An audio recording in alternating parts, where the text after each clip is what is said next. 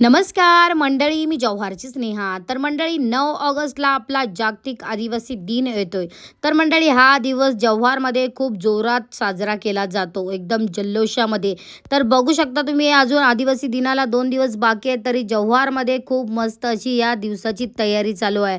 सगळीकडे जव्हारमधले जे मेन ठिकाण आहेत तिकडे सगळीकडे बॅनर्स लागले आहेत आणि त्या बॅनर्स थ्रू आपल्याला शुभेच्छा दिलेल्या आहेत या दिवसाच्या. बायपास रोड म्हणा, पाचबती एरिया म्हणा, सगळीकडे बॅनर्स आहेत आणि छान असे झेंडे लावले आहेत.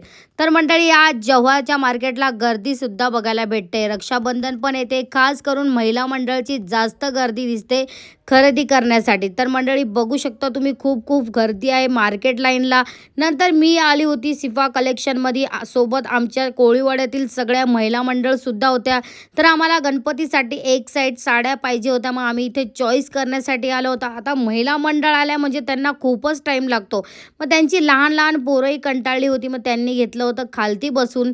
तर मंडळी आमच्या साड्या वगैरे फिक्स झाल्या, इथे आम्ही खरेदी वगैरे केली. मग इकडनं मी निघाली जन्नत कलेक्शनमध्ये जाण्यासाठी. आमच्या बाबूसाठी मी इथे थोडीशी खरेदी केली. मग नंतर मला शॉर्ट टॉप घ्यायचे होते, पण नशिबाने आज मला कुठेच काहीच भेटत नव्हतं, इथेही मला काही चॉईस आलं नाही.